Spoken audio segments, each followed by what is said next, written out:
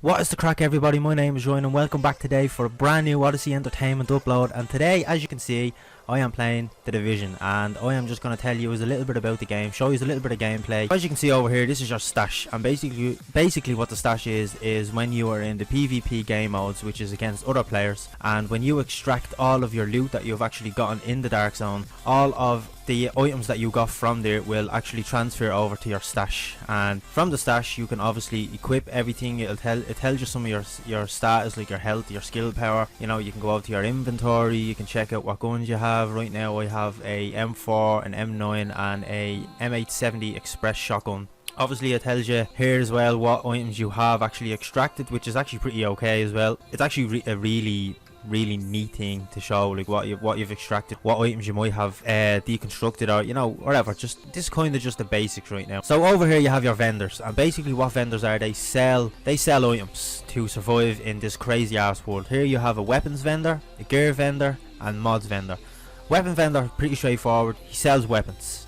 These weapons can be used in story mode and they can be used in PvP, but I'll get into PvP a little bit later on. Gear is also the same. She sells gear, whatever you need: vests, hats, masks, backpacks, knee pads. I think you can equip new shoes in this game. I'm not too sure. Let me just see real quick. No, so you can't get new shoes. So as you can see, it's armor here, which is your vest. You have your mask and you have your knee pads. You have backpack, gloves, a holster for your weapon, and then you obviously have your weapons. Over here, this guy is a mods vendor. Basically what he sells is attachments for weapons. So as you can see right now, he has a heavy magazine spring, suppressor, vertical grip, ACOG scope, another suppressor, another grip, two grips actually, and another magazine. What these are is the blue ones are specialized, and they basically just give you better stats for the item that you're after purchasing. So you get this one, it's okay. You get this one, much better. So you know, each mod has its own stats, I suppose you could say. These ones aren't really that great. These are just standard ones. So you want to be going for the blue ones, and anything above the blue is recommended good in this game. Over here you have your medical wing, and the medical wing you can basically just upgrade it. So if you come over to this laptop right here, you can use the laptop like so, and it gives you two upgrade. Well, I have one upgrade so far. I need more money. As you can see up in the top left, it says supplies, and beside it says 260. That's your currency that you've gotten from side missions, whatever the case is. And basically what you can do is upgrade the wing, and so it becomes better. It becomes better. All of your upgrades will make you a better player and will make your base a better base, so people can't attack it, you know, whatever the case is. Right here is all the stats of your base. So base restoration is at 0.3%. You can see medical wing, tech wing, security wing. Tech wing is offline and security wing is offline simply because it's only a beta, so you only have the medical wing right now to worry about. And this basically just tells you, you know, the percentage of how much your wing is upgraded. It's nothing really, to be honest with you. As I've already said, you can get in-game currency to upgrade all of your wings to make the base better and to make you a better player. So right now we are outside. This is the first thing that you will see as soon as you walk out of your base. That whole thing right there is your base. All of this is your base, and here's the entrance. You just walk in, blah blah blah.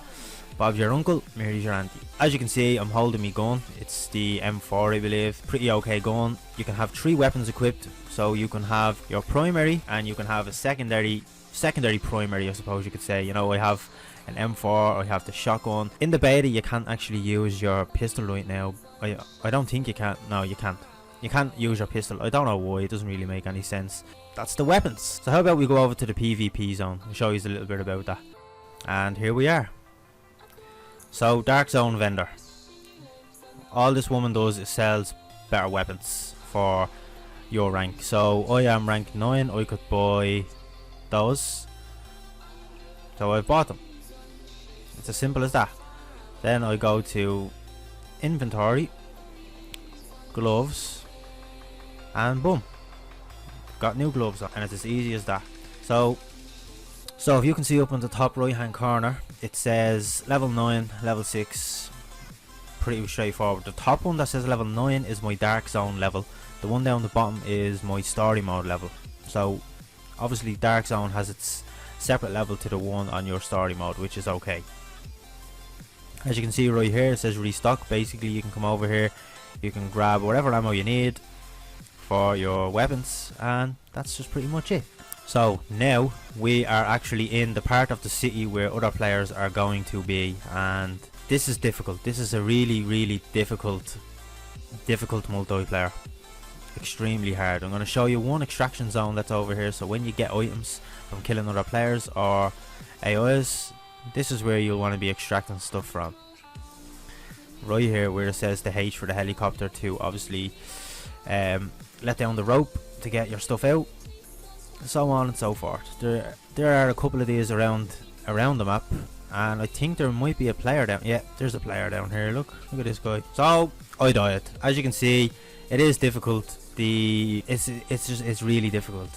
You might be able to see that I died as rogue. Basically what rogue is, when you shoot another player that's in the game, you will become rogue, and it's basically just a bounty on your head. So when you become rogue, the bounty comes on your head, and other players around that are in the area, or I believe in the actual game, can see you that you are rogue, and they will try hunt you down and kill you. The only reason they'll do that is because they will get more XP for killing you, and they'll get better loot. On the other hand though, when I die, I lose a lot more XP, and if I do have loot on me that I'm trying to extract, it will go. They will be able to pick it up. So it's really difficult to play this. You do need a team to play, but going on your own isn't too bad, because you will be able to team up with other people. So I mean, it's okay. As you can see, there's two players right here in front of me.